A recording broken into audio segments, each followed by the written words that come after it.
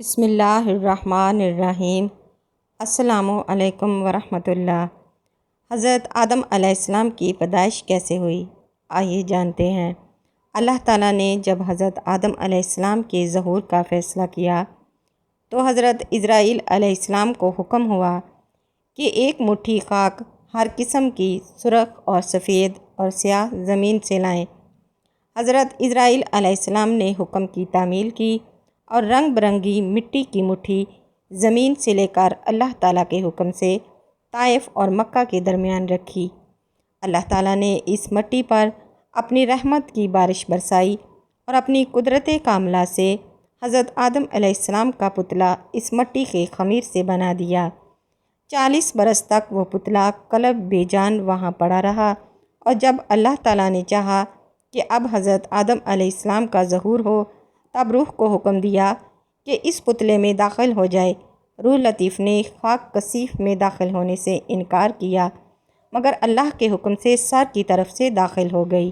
روح جیسے جیسے اندر پہنچتی گئی، ٹھیکرے کی طرح مٹی کا پتلا گوشت پوست میں بدلتا گیا، اور جب روح سینہ مبارک تک پہنچی تو حضرت آدم علیہ السلام نے اٹھنے کا ارادہ کیا اور وہی زمین پر گر پڑے۔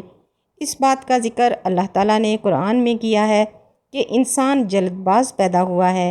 اسی حالت میں حضرت آدم علیہ السلام نے چھینکا تو اللہ کے حکم سے الحمدللہ کہا، اور اس پر اللہ تعالیٰ نے جواب میں یرحمک اللہ کہا، اور اس طرح اللہ تعالیٰ نے حضرت آدم علیہ السلام کی تخلیق کی۔ جب روح مکمل جسم میں داخل ہو گئی تو اللہ تعالیٰ نے ایک فرشتے کے ذریعے جنت سے ایک جوڑا کپڑوں کا زمین پر بھیجا، اور فرشتے نے حضرت آدم علیہ السلام کو تنہائی میں لے جا کر کپڑے پہنوائے، اور اللہ تعالیٰ نے اپنی رحمت سے آدم علیہ السلام کو عزت کے تخت پر بٹھایا۔ سننے میں آیا ہے کہ فرشتے آدم علیہ السلام کی تخلیق سے پہلے آپس میں کہتے تھے کہ جس کو اللہ تعالیٰ خاک سے بنا کر خلافت کی مسند پر بٹھائے گا وہ اللہ کے نزدیک ہم سے زیادہ عزیز نہ ہوگا، اور ہم جو دن رات اللہ تعالیٰ کے ذکر میں مشغول رہتے ہیں اس سے عظیم ہی رہیں گے۔ مگر جب اللہ تعالیٰ نے حضرت آدم علیہ السلام کو بنا دیا اور اپنی رحمت سے انہیں کچھ نام سکھا دیے تو آدم علیہ السلام کو فرمایا کہ فرشتوں سے ان ناموں کے متعلق پوچھو۔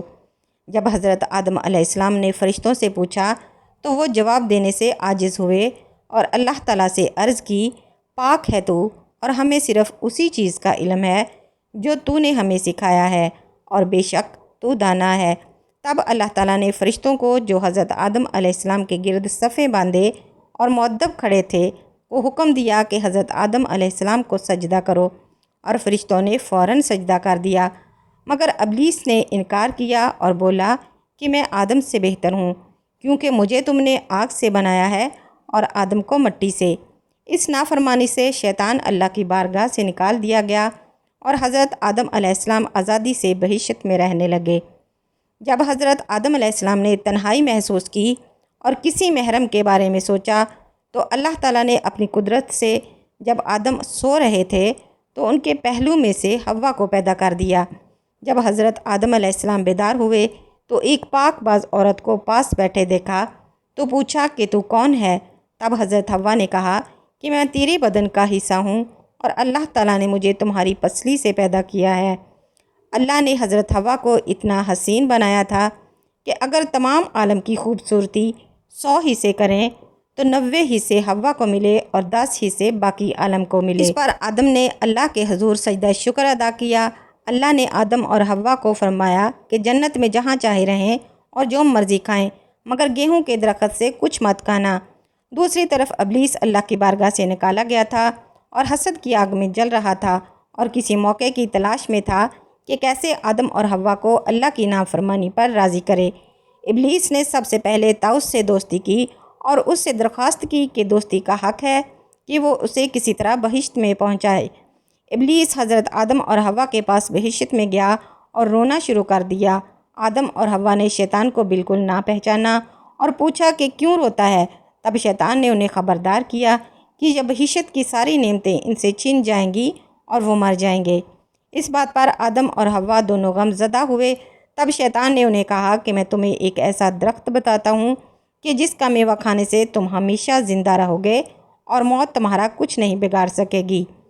آدم کے پوچھنے پر شیطان انہیں اسی درخت کے پاس لے گیا جس کے بارے میں اللہ نے انہیں منع کیا تھا، مگر آدم علیہ السلام نے اسے کھانے سے انکار کیا اور کہا کہ وہ ہرگز اللہ کی نافرمانی نہیں کریں گے۔ شیطان نے قسم کھائی کہ میں تمہارا خیر خواہ ہوں، مگر آدم وہاں سے اٹھ کر چلے گئے۔ شیطان حضرت حوا کے پاس گیا اور اسی طرح ان کے دل میں وسوسہ ڈالا، سچائی کی گواہی دی تو حضرت حوا آدم کے پاس تشریف لائیں اور عرض کی کہ میں پہلے اس درخت کا پھل کھاتی ہوں، اگر کچھ غلط ہوا تو آپ اللہ سے میرے گناہوں کی معافی مانگنا، اور اگر کچھ نہیں ہوا تو آپ بھی کھا لینا، اور پھر ہم ساری زندگی چین سے جنت کے میوے کھائیں گے اور موت ہمارا کچھ نہیں بگاڑ سکے گی۔ اس طرح آدم اور حوا نے شیطان کے بہکاوے میں آ کر وہ ممنوع کھانا کھا لیا جسے اللہ نے انہیں منع کیا تھا۔ کھانے کے بعد دونوں کے سطر ایک دوسرے کے سامنے ظاہر ہو گئے اور وہ پتوں سے اپنا جسم چھپانے لگے، اور اللہ تعالیٰ اس بات پر ناراض ہوئے اور انہیں جنت سے نکال کر زمین پر پھینک دیا۔ بعد میں اللہ نے حضرت آدم علیہ السلام اور حوا کو معافی کی دعا سکھائی اور معافی مانگنے پر انہیں معاف کر دیا، اور ایک عرصے تک انہیں زمین میں رہنے کا حکم دیا تاکہ انہیں مزید آزمایا جا سکے، اور بعد میں ان کی اولاد میں سے جو اچھے ہوں انہیں ان کے آبائی گھر جنت میں واپس لے جایا جائے، اور جو گنہگار ہوں انہیں جہنم میں ڈالا جائے۔ ہم سب کو اچھے کام کرنے چاہیے اور شیطان کے نقش قدم پر نہیں چلنا چاہیے، کیونکہ ہمیں پتہ ہے کہ شیطان ہمارا ازلی دشمن ہے اور اس نے ہمارے ماں باپ یعنی آدم حوا کو جنت سے نکلوایا تھا، اور وہ ہمیں بھی جنت میں جانے نہیں دے گا مگر ہم اللہ کے احکام پر چل کر اور اللہ کی خاص رحمت سے انشاءاللہ جنت میں ضرور پہنچ جائیں گے، انشاءاللہ۔